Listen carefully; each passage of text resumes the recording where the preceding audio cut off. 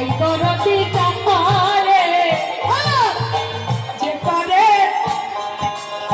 সে করে। এই বিশ্ব দুটি গতিতে চলে, একটি হচ্ছে আহ্নিক গতি, আরেকটি হচ্ছে বার্ষিক গতি।